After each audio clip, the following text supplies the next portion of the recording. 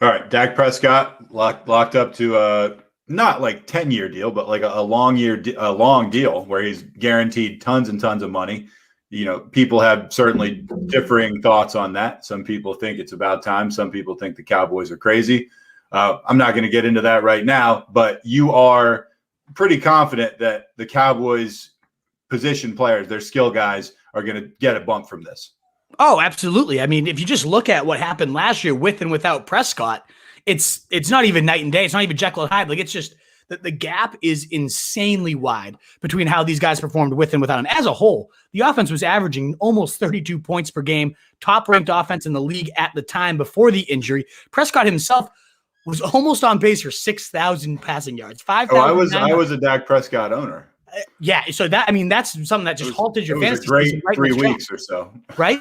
It's brutal. The team that was in first place in my league ended up finishing in 11th after he lost Dak Prescott. That's how much he was able to carry teams, because that team was pretty garbage outside of Prescott, and now he elevated that team to the moon for those first few weeks. That's the type of guy that Prescott is, and that's why he's my number 3 quarterback. All back and ready to go. The full weapons cabinet still there. I absolutely love him. The only two I have above him are Pat Mahomes, obviously, and maybe who do I don't even actually know. I just know I have him at QB3.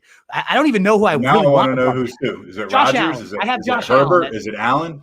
Josh Allen, yeah, and I'll stick with that too. Josh Allen is such a fucking monster, so I'll keep him at number 2. But yeah, Prescott at 3, I have no qualms about. Again, almost 6,000 yard pace for this guy last year when he was healthy. But obviously that impact is massive on everyone around him. Ezekiel Elliott averaging 22.5 points per game, the third most among running backs with Prescott, 12.9 points per game, or the RB 26 without him. And honestly, like, I'm surprised it was that high, because there was so many weeks that Zeke just killed you down the stretch.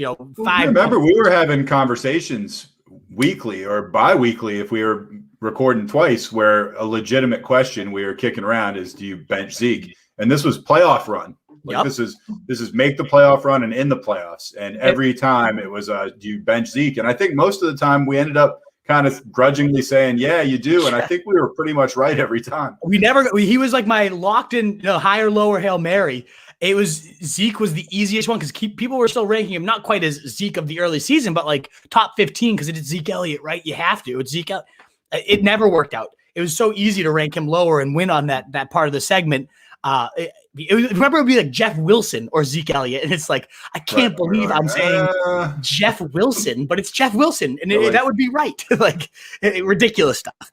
But he was not the only one. Zeke Elliott was not the only one with massive discrepancies. Amari Cooper, 20.8 points per game, wide receiver 3, while Dak Prescott was there, 12.6 points per game, 37th wide receiver without Dak.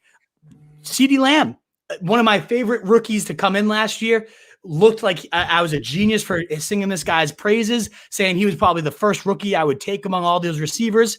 16.5 points per game, the wide receiver 12 as a rookie in his first 5 games, a wide receiver 1. Crazy. 12.2 points per game, the wide receiver 38 without Dak. So that just goes to show how crazy these splits were with and without Dak, and how important it is that Dak is back now, because I don't see any reason why these guys would do anything. I mean, unless Dak's not fully healthy, which I guess is a somewhat of a risk, but it did happen early in the season. It's not one of those injuries that's like, typically, it was a fracture. So it's like, once it heals, typically, at least. So I mean, I'm no doctor, but that's my expectation. What?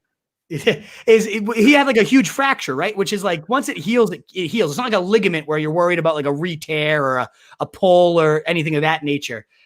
If I'm not mistaken, I don't know, I'm not a doctor, but I'm pretty sure that a fracture is like a better injury to recover from. If I'm wrong, fantasy doctors, please correct me. If commenters, whoever is out there, but I'm pretty sure that a fracture is a better type of injury to have than like a ligament or a pull of any kind. I just want to say to the viewers at home, I'm just as shocked as you guys are. I've been doing this podcast for years under the impression that the Wolf was a medical doctor, and now I'm finding out. I'm sorely disappointed. He had to clarify you once knew a couple times, like, I'm not a doctor, and I'm like, whoa. Exactly. Okay. Yeah. All right. Well, I'm sorry to shatter your world there, Nat. I know. I'll move on. He'll get over it. But ultimately, I do think, Dak did prove to be a great fit in Mike McCarthy. As much as whatever you want to say about the guy, he's crafted some very good passing offenses since his time with Rodgers, since his start and with the Cowboys and Dak Prescott. I only think they take another step forward because it's the second year in the system, lessons learned, all that good stuff. So I'm all aboard Elliott again. I'm all aboard Cooper again and Lamb, all these major pieces, and maybe even Blake Jarwin as a sleeper later in the draft. I just love my Cowboys for this fantasy factory to reignite, especially because they didn't make any free agency moves, more importantly on the defensive side, which is why every game became a shootout because their defense is just so fucking abysmal. When they had Dak there and they could just go back and forth toe-to-toe, that was the DFS. I think 3 out of the first 4 weeks, the winning team either had Dak or they had the guy that was facing Dak on the other side. It was wild how the shootout games were happening. So I'm expecting a lot more of those fireworks in 2021.